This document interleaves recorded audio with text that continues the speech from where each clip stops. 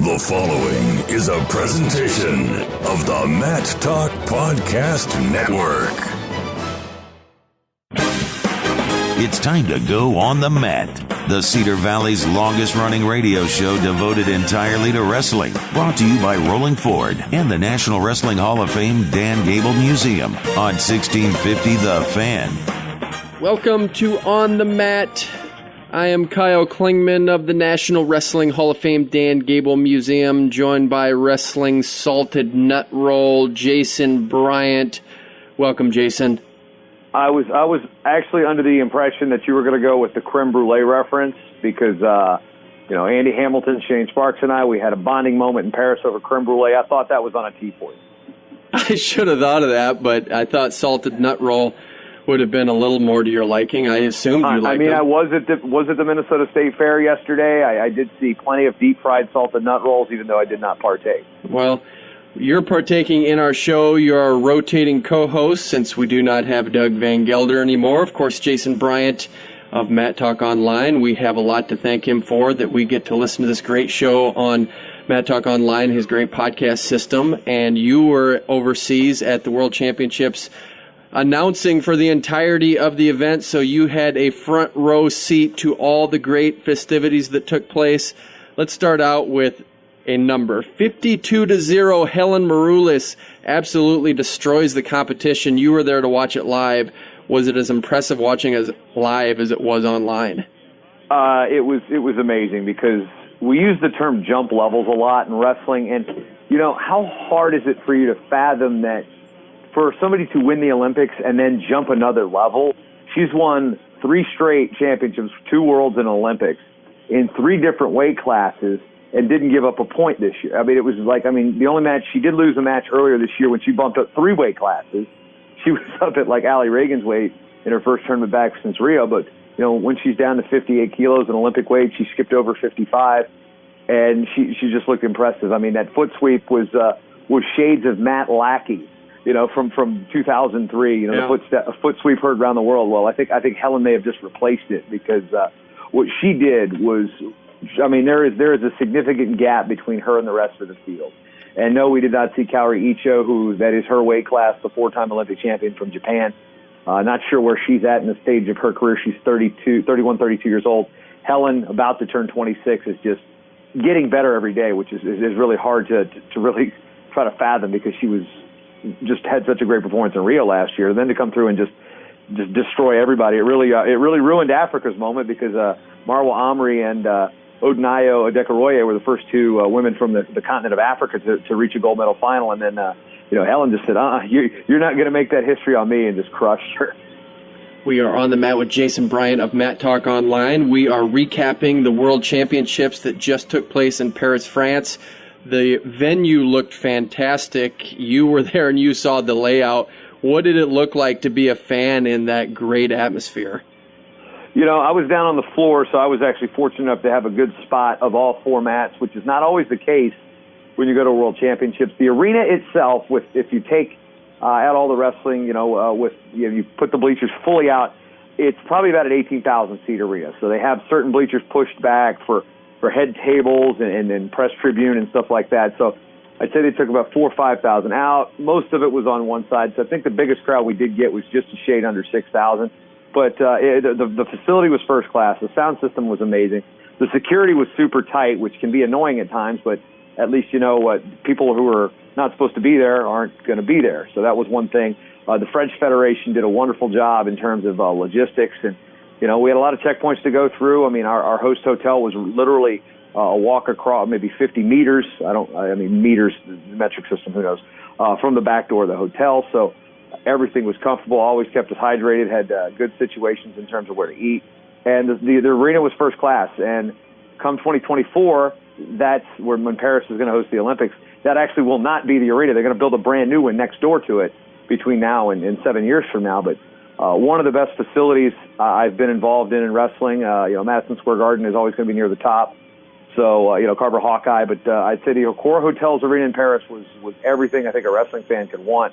Again, tight security, and, sometimes they got a little rigid with where you were supposed to sit. But for the most part, it was a professional arena, and they treated it as such. Was there a good buzz in the arena?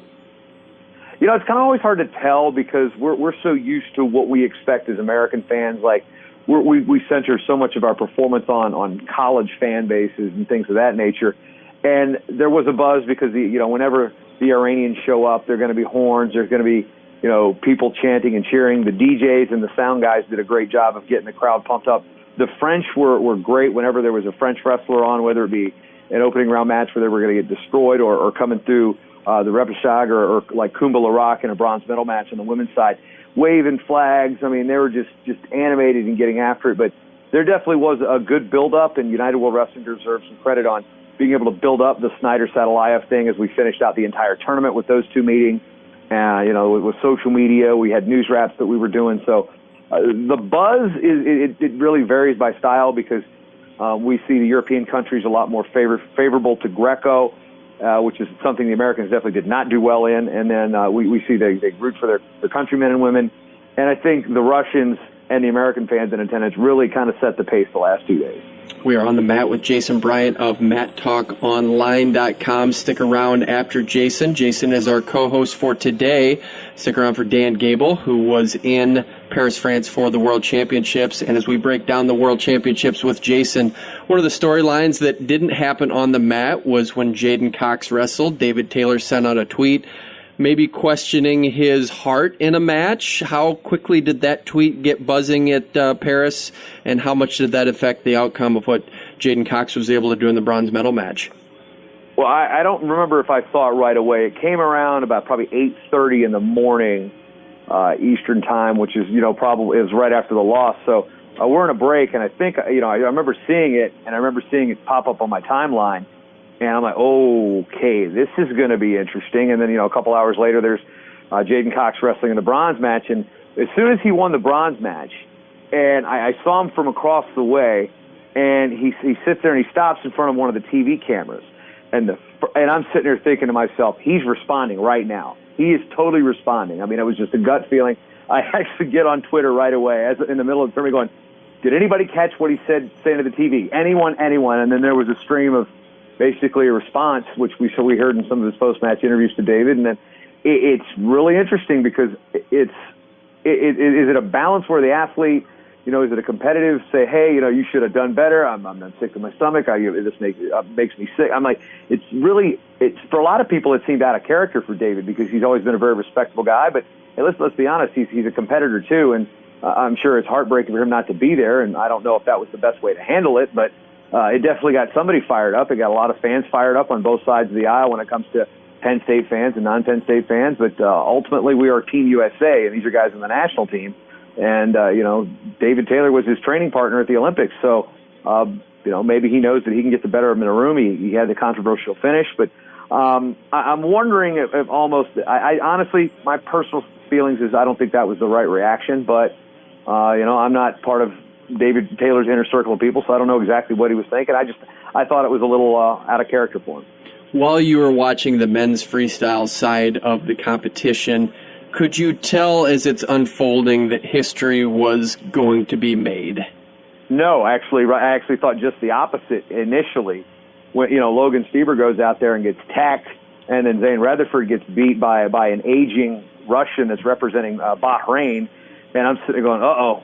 We needed those, and I mean, you get two guys that people think are young enough and coming. And Logan Stieber's a returning world champ. Goes 1 and 2. Granted, the two guys that he wrestled were phenomenal. And then Zane Rutherford, his first time out, beats an American. Probably showed some freestyling experience on the world stage there by trying to go for a turn with a power half with some boots in, and against a veteran like Adam Batirov who used to wrestle for the Russian Federation. So initially, I thought those when Rutherford lost early, and then the Russian comes through and knocks out the ex-Russian. I'm like, well, there goes our shot at points there.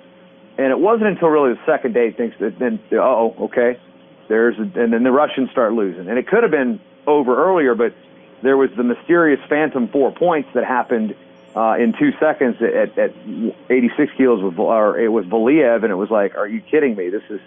Or 97. Yeah, one of the upper weights with the Russian that shouldn't have won a match. You end up coming back and taking bronze. So it made for a better storyline when it came down to 1 point. But I honestly, at one point, with Stieber and Rutherford losing right out that early, I'm like, this ain't good. And then all of a sudden it started building when Snyder got on a roll. And Gilman had such a great performance. I mean, it was an overall really balanced team effort. James Green, Jordan Burroughs, Kyle Snyder going day two. It was like, well, these are the guys, because it was James Green had 2 tight matches to get to the finals. It was, putting it together initially, no. Like I said, it didn't look like it was going to happen right away, and then all of a sudden, you can kind of see the shift. The Russians start losing. They get some help from Georgia. It was a pretty special day overall. Well, and let's set this up for those who did not follow the men's freestyle world championships. It came down to the final match. Jordan Burroughs won his 5th world and Olympic championship. It was actually his 4th world title. The United States men's team had 6 medals, 2 gold, 2 silver, 2 bronze.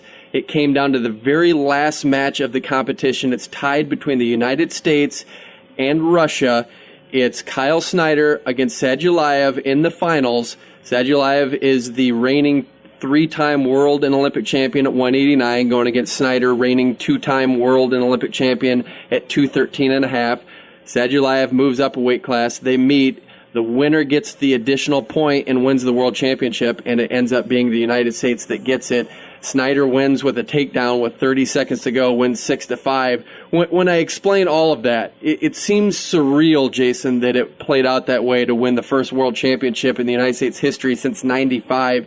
When you're there watching it, take us through the excitement of what it was like to see that get pulled off in such a dramatic fashion. Okay, so, team scoring, the way it works, is all placement points. So you really don't have that build-up like we do at the NCAA championship level. So we have a rough estimate going into the finals of what everybody's got. That a bronze medal match, the difference is 8 points and 6 points.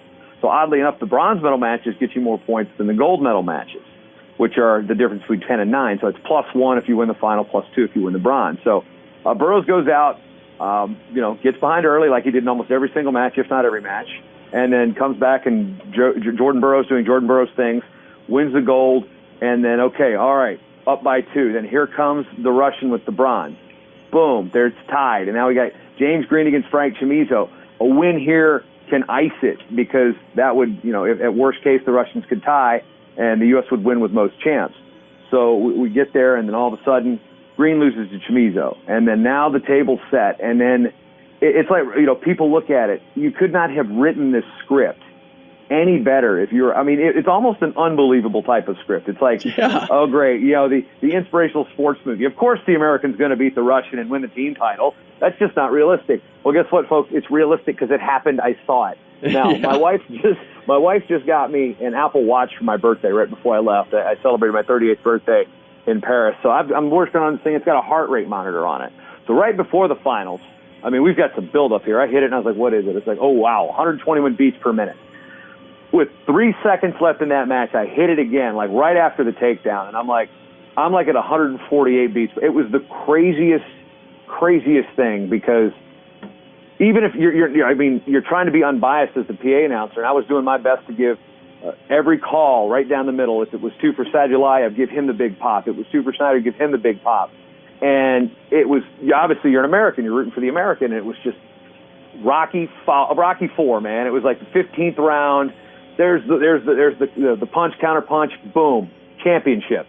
You don't write stuff like that, because it's unbelievable how it happens. And I'm still like fired up about it right now. As we were talking about the World Championships and where this fits in the scope of American history, I can't think of a better international moment that we've had.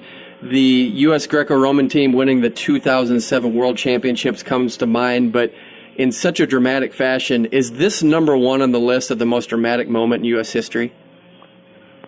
Recent history, because, dramatic, I think Helen beating Yoshida is definitely up there. 2007 was dramatic. I was there in Baku when Greco won the World Championship that year, and that was dramatic, and it didn't involve an American. It involved a Russian and a Cuban. And Cuba wins, we win the championship. Russia wins, we lose. So, very drastically different situations. I wasn't there in '95, and I don't want to put the recency bias on it, because I'm looking at the last 22 years. It was the year I really started getting into wrestling. Was the last time that the U.S. won. I wasn't there. They had 4 champs in Atlanta, so it's really hard to say without. I've only been to 9 World Championships, but in the events that I've been to, that right there, yes, I'd say that moment is clearly number 1 in terms of the most pressure, the biggest build-up, the craziest finish. I think I think Helen winning gold was a slightly bigger moment because it was the Olympics. Yeah. It was something that had never been done, and she beat Superwoman. Those two moments are clear. I mean, yes, in this case there is a recency bias, but yeah, I've seen a lot of wrestling. I haven't seen any moments like those two ever in my life. We're on the mat with Jason Bryant of MatTalkOnline.com as we wind down. Tell us what it was like. You were going into a little bit about Rich Brender bringing everyone up onto the mat, but I saw some video with all of Team USA going nuts when Kyle Snyder won it. It had to be just complete euphoria and pandemonium down there. Everybody that had we got these credentials, and each one of our credentials has a flag. It says it's where you're from. So, like, the Flow Wrestling guys had their flag on there. Track Wrestling had the flag. For some reason, they gave Brian Hazard a Swiss flag. But anybody that was basically had a little red, white, and blue flag, or was wearing a USA Wrestling shirt, or waving an American flag. I mean, it was like the buzz at the after party was phenomenal. You walk in and you're seeing, you got Baumgartner with a giant smile, Gable with a giant smile, Mike DeRoe, Kerry McCoy, Kevin Jackson, Zeke Jones. I mean, we got parents, we got USA Wrestling leadership from like Bill Swink from Virginia. Everybody was just crazy happy. Greco guys there, like Joe Rao, Nate Engel, his wife. I mean, it was just, the photographers. It was one of the seriously, everything we were talking about was how awesome it was. And it was like, it really was unlike anything I'd ever experienced, especially when, you're talking about the post-match euphoria. Yeah, I think the hangover is still kind of trailing as we're a couple days since that Saturday night. All right, we've enjoyed having you on. Thanks for filling in and doing this, being a rotating co-host for us. We enjoy having you on. I wish I would have thought about the creme brulee a little bit earlier, but I'm still going with the salted nut roll. I think it fits you, Jason. I don't know. I'll have to come back from Greece as I'm heading to the Cadet World this weekend with some baklava, yeah. And maybe we can. Or what, I don't know. Is baklava even Greek? I don't know. But do you like salted nut rolls? I don't dislike them. Okay. I guess. So it's definitely a step up above the Twinkie, that's for sure. But you like Pringles still, right? Oh, who doesn't like Pringles, man? That's like the greatest chip ever. Yeah, I think it's Doritos, nacho cheese Doritos. I think those are number one.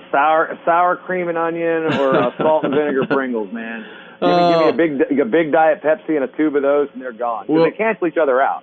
We'll have a whole segment on this some point. We'll debate chips. But thanks for coming on and give us your take.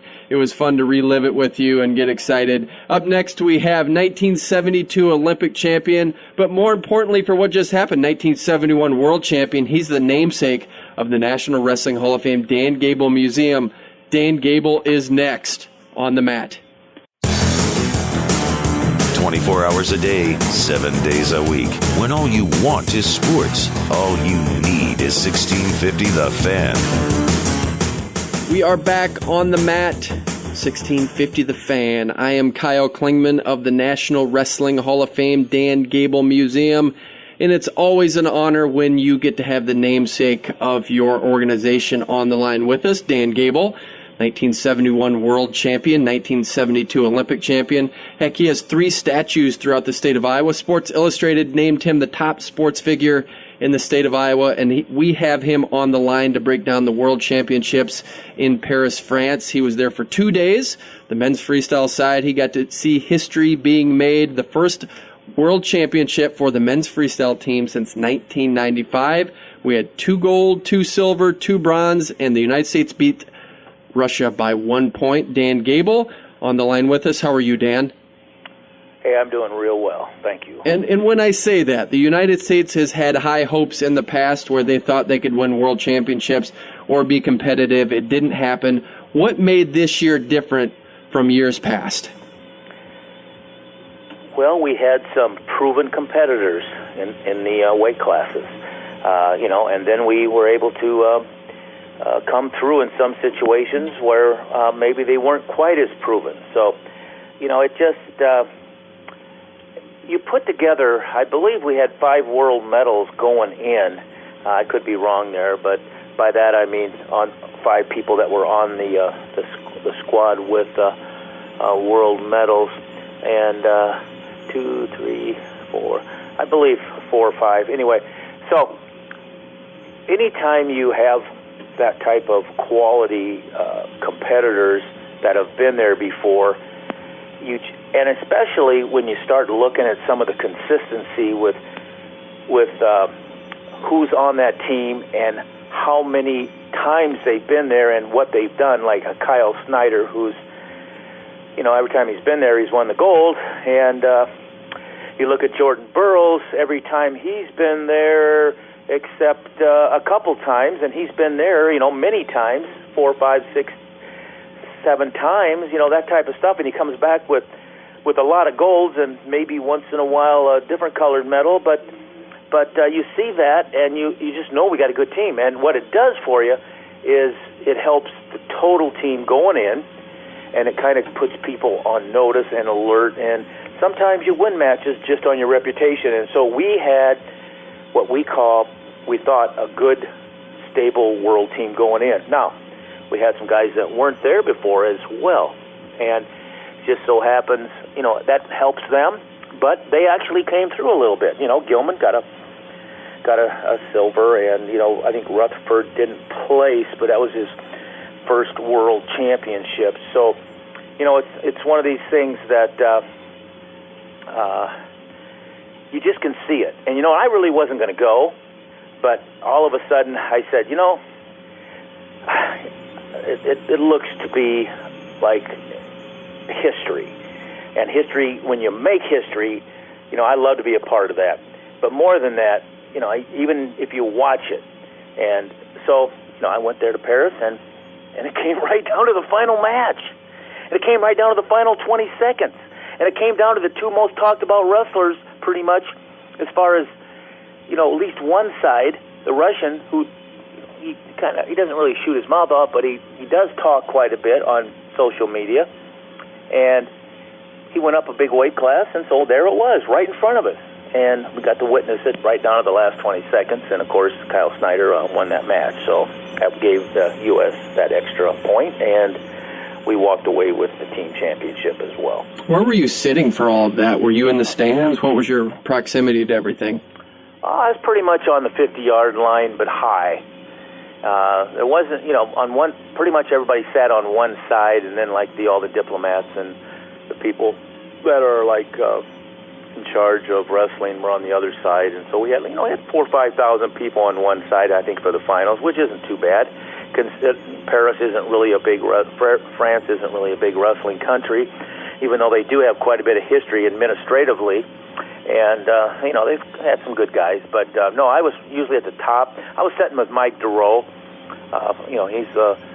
He coaches almost every year somebody at the senior world level. He's been involved with the girls wrestling as well, which, we ended up being, we got Bill Zadig was the coach of the world team there and the freestyle team, and he's former Hawkeye national champ, world champion. And, of course, Terry Steiner's the coach of the girls, the women's team, and they got second in the world behind Japan, Japan's been winning every year. And we didn't do good in the Greco-Roman, which, we need to change, make some changes there attitude-wise. And even though their attitude's good, they just don't understand really what they're missing, because they can talk about it and they actually say what they're missing, but actually implementing and performing and doing on a daily basis so you can actually do it in a match is what they need to do. So got a little ways to go there yet.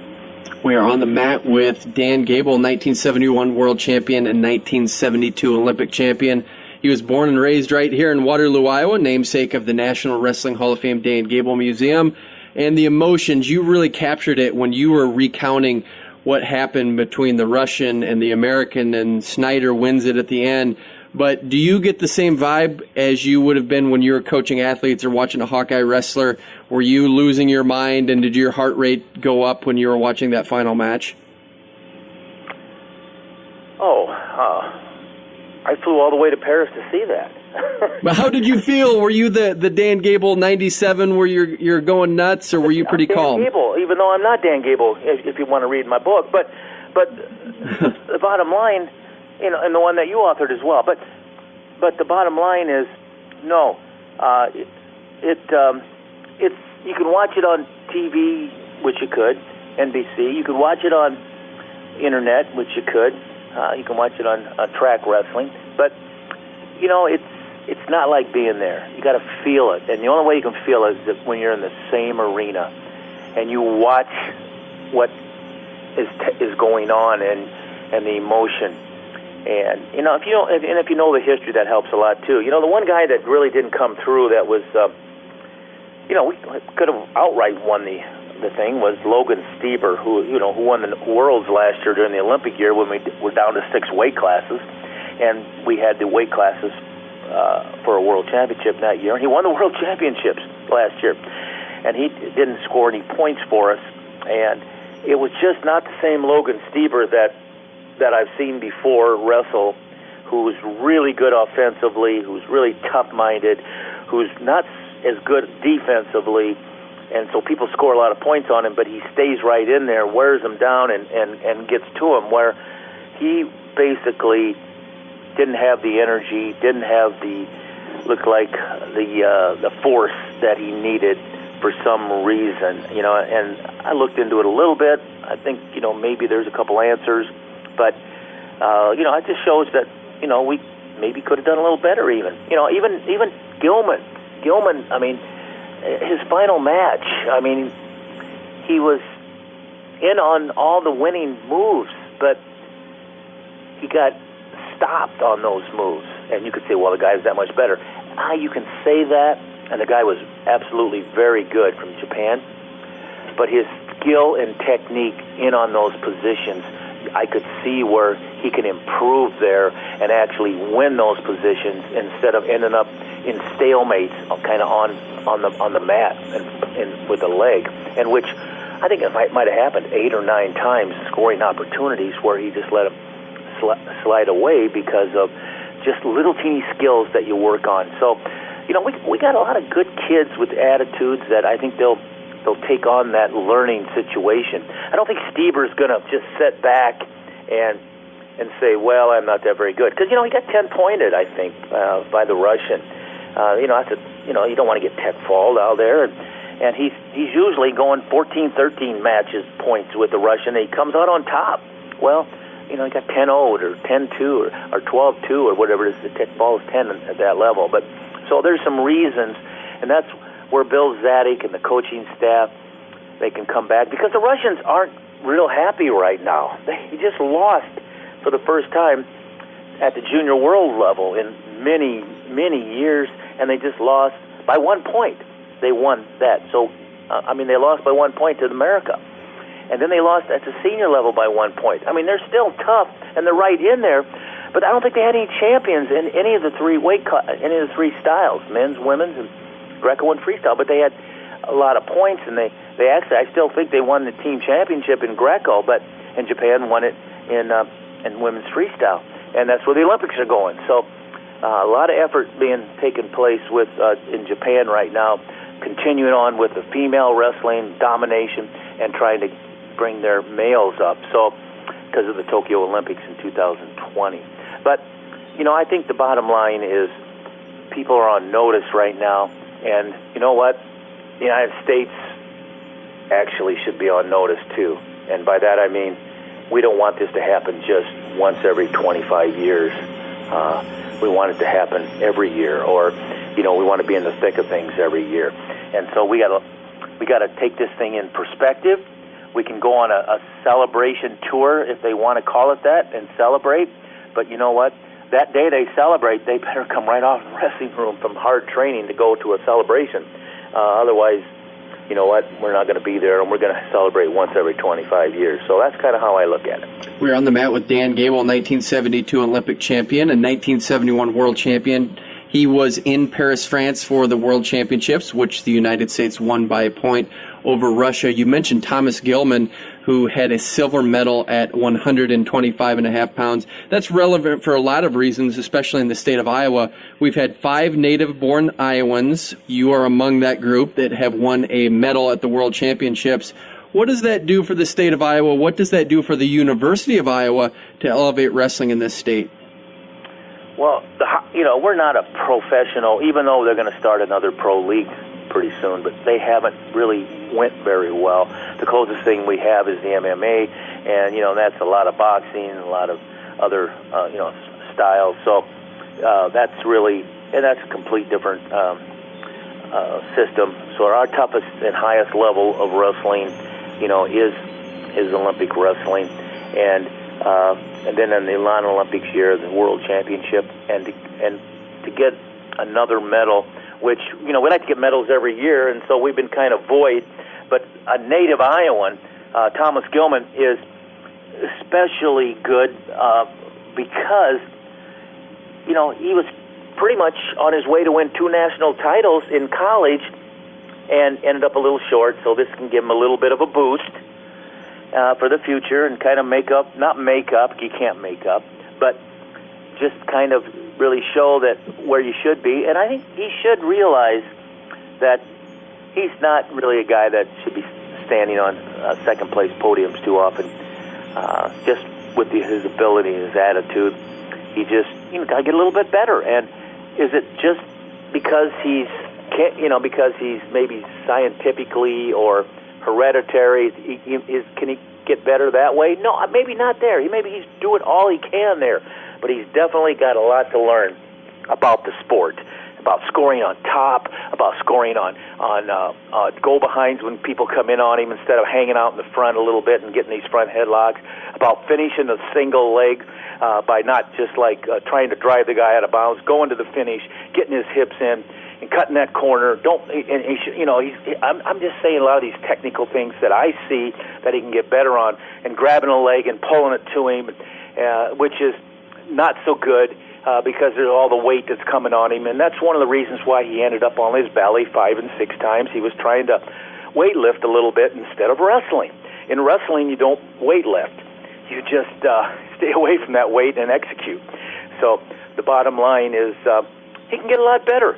But that weight class got a lot of good guys in America, and that's what's important. I just talked to a Russian the other day, and this Russian told me that, the difference between the United States in wrestling and Russia in wrestling is, you guys do have a good guy in a weight class. So you go to a tournament, and there's 22 guys in a tournament, and you got one really good guy in there. You got Jordan Burroughs or something, and then the other ones aren't so good. And in Russia, when you go in and do that tournament, and there's 22 guys, he said all 22 are good. Now, we could argue about that a little bit, but I just listened to him. I thought it was good. I liked what he said, and I think what we have to take this in perspective, this win, and, we won a championship. But, there's going to be another one the following year, then another one the following year, and then you got the Olympic year. So, if we can win all 3 years and win the Olympics, then I think we're on our way. Or even if we're in the thick of things, but all of a sudden we drop off, and then we're not listening, we're not moving forward. So I think what we need is a little more depth. But it's nice to have those individuals that can step up and separate themselves. But when you're training, when there's some tough guys out there, and no matter where they're from, just to make the team. I mean, Gilman had to work really hard to make the team. But for me, it was like my motivation was like most of the overseas, the Russians and the Iranians, and there's a Japanese at my weight that was really good. And so that was my motivation, and that made me drive and work harder. And so for a lot of these guys who really aren't officially on the team every year because their mind, they have to beat some people out, they still got to get a lot better. I mean, I had to get a lot better just to make sure that I could win at that level. But a lot of people have to get a lot better just to make the team, and that's a step where I think Gilman's at right now. He's separated himself a little bit by getting that silver medal, but that silver medal, he has to be able to go in and be able to qualify to get the gold again, and so he's got to be a better wrestler by the time he steps on the mat the next time. We're on the mat with Dan Gable. Let's just go a hypothetical situation and have you tell me who would win between these two silver medalists. They both won a silver at 125.5. Thomas Gilman against Brad Penrith in his prime. Who wins in that matchup? Oh, they are different weights. No, they're the same, 125.5. That's when they both won their silver. So that's why it's equal.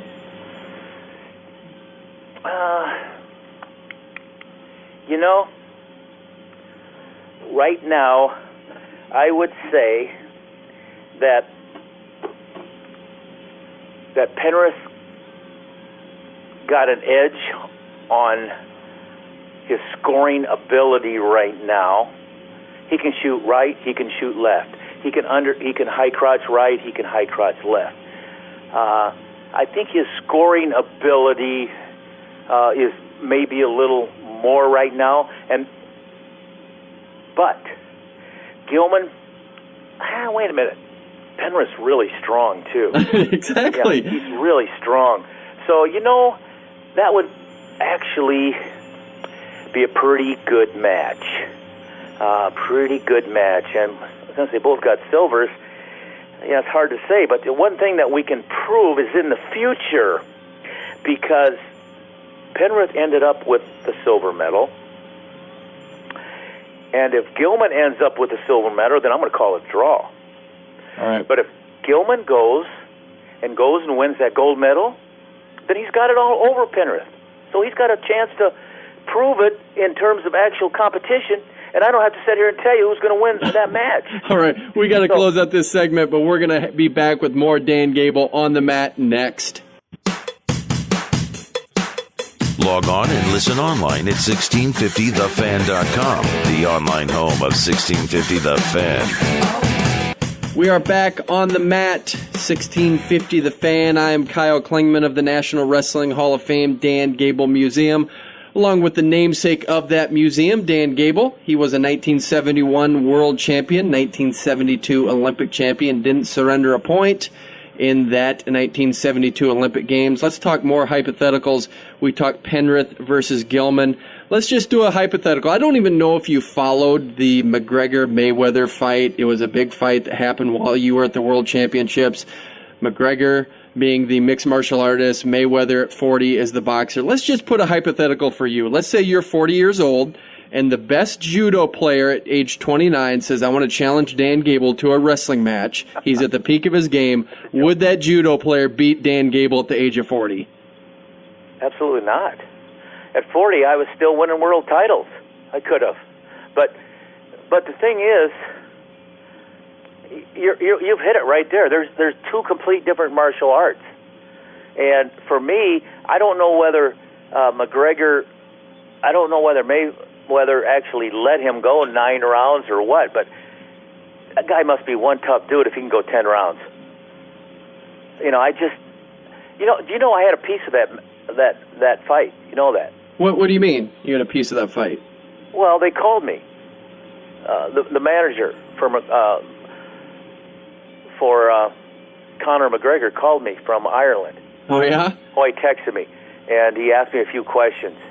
And, I just kind of let him actually, for some reason, he actually follows me in my training methods and my tapes and all that stuff. The manager, his coach did, and he wanted to be interviewed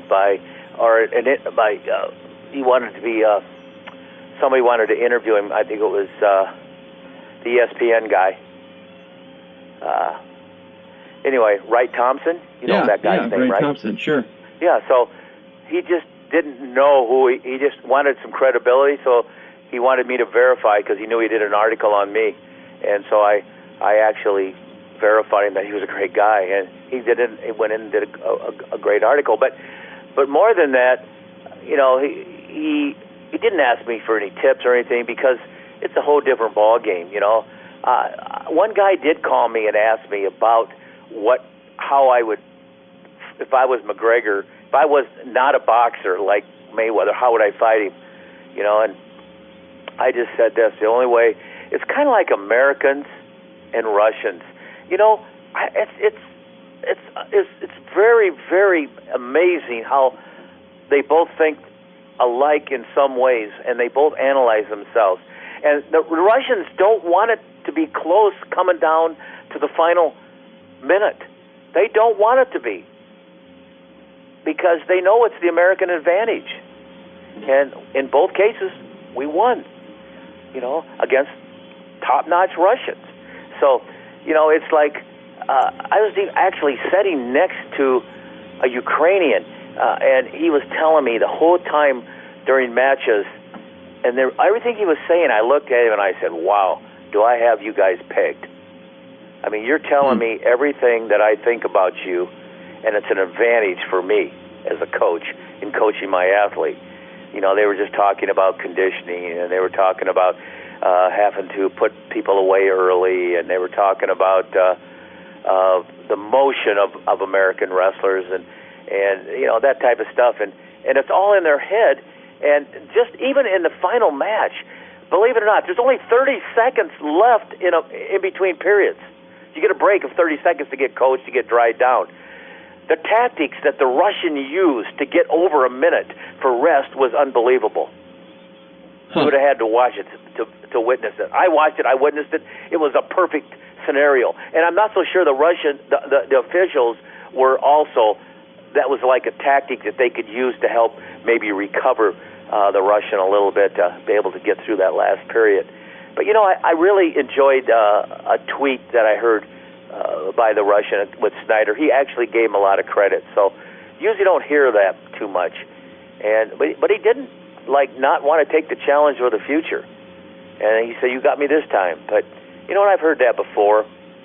But I really saw the pain in the Russian's face after the match. And it was a lot of pride in that match for team championships, because we just won the Junior Worlds by 1 point, and now we won the Senior Worlds by 1 point.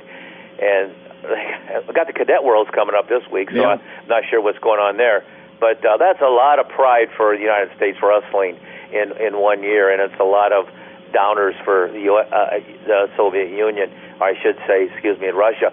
But Russia actually, I don't believe, won a world title individually in any of them. So that's pretty amazing. But anyway, so what else are you talking about? Well, I want to talk about this. We're on the mat with Dan Gable, 1972 Olympic gold medalist. I want to talk about United World Wrestling, which is the governing body for international wrestling, known as FILA. FILA was as corrupt as they get. Do we still have corruption with UWW? You said, do we? Yes.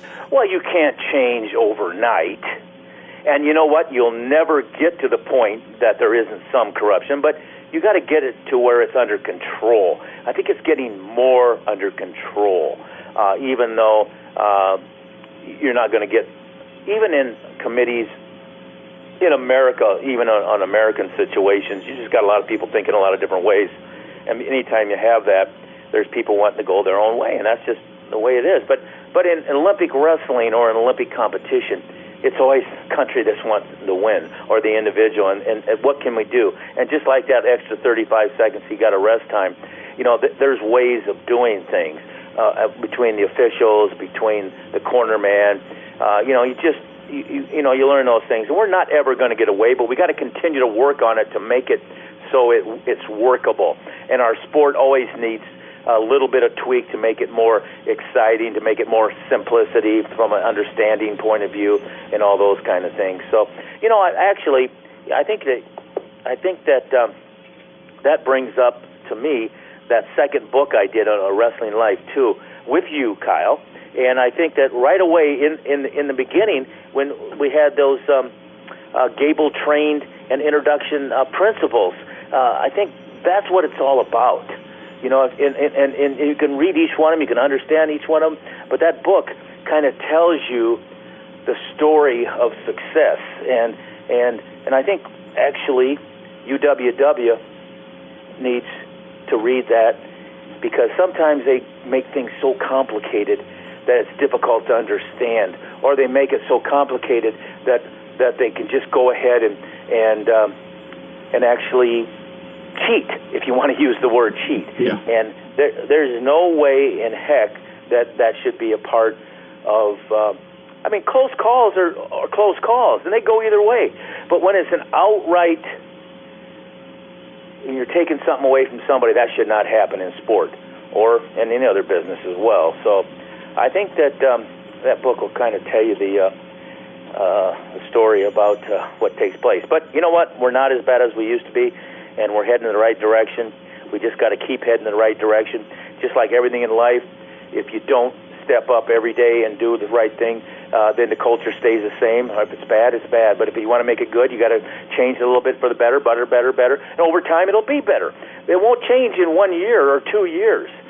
It changes, but slowly if you do the right thing. Well, and one of those changes is that for the World Championships, we now have 10 weight classes going into 2018. That seems like a very big positive for the sport. That's a very big positive. But, what happens in the Olympic year? But you know what? If you don't go that route, you'll never have a chance. So if you go that route and you keep being good and doing great things for your sport, all of a sudden they change the rules. So people say, well, the 220 is already set. No, it's not set because we already got rules that'll be changed by next year. So changes happen. And the only way good changes happen is if you go ahead and start working towards the ability to make the changes, and that means more authority.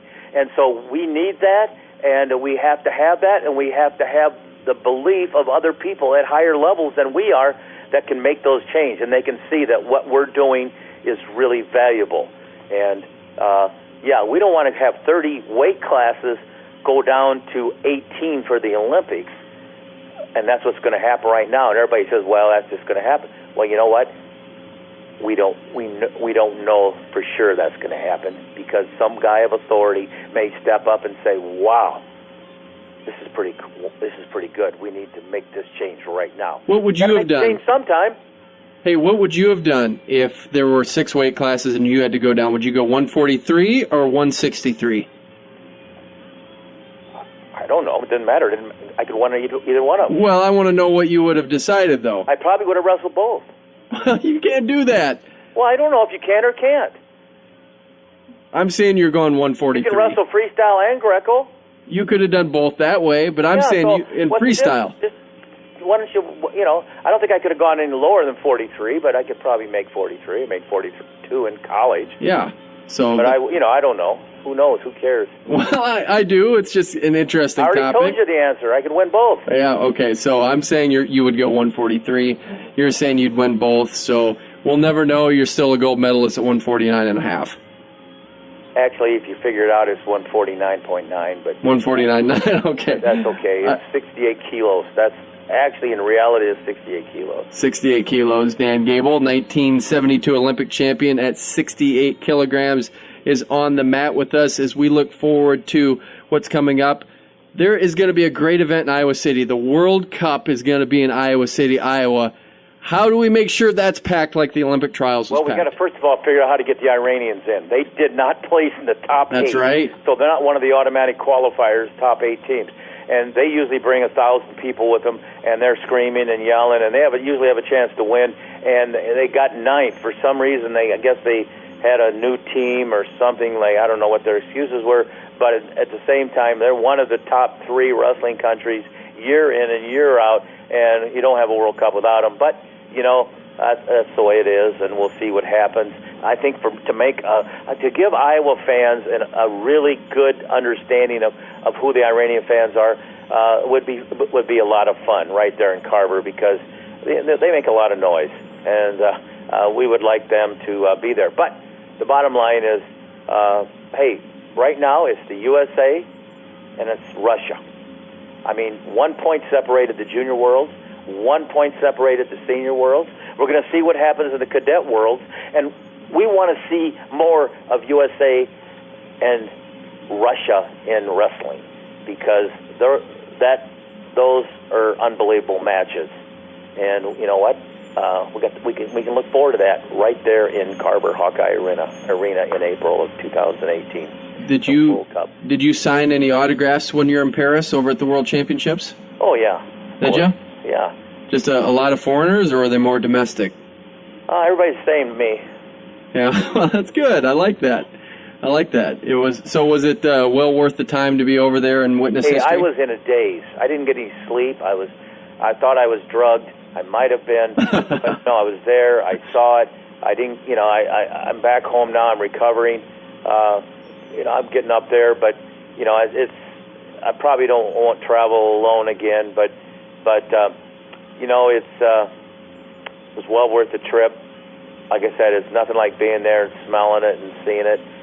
And so I feel real good about what I saw. Gave me a good update. All right, we've been on the mat with Dan Gable. He's the namesake of the National Wrestling Hall of Fame Dan Gable Museum.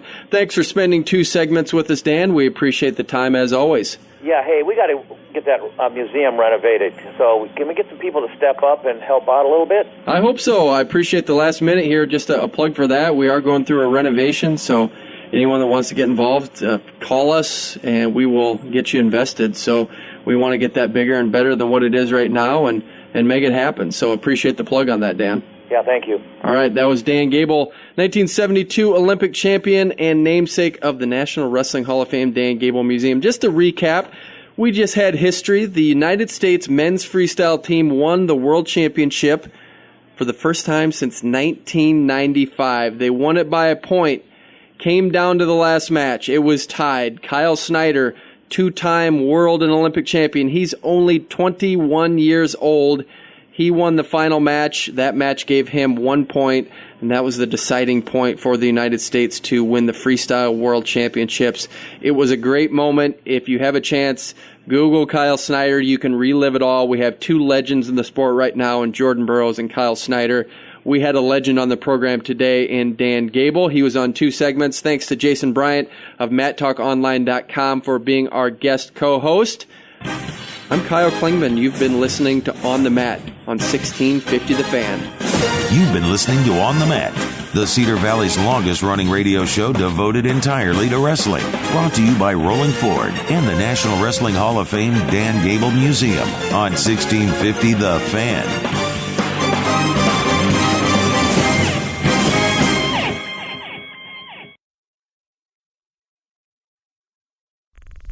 This show is part of the Mat Talk Podcast Network. For more wrestling podcasts, head over to MatTalkOnline.com.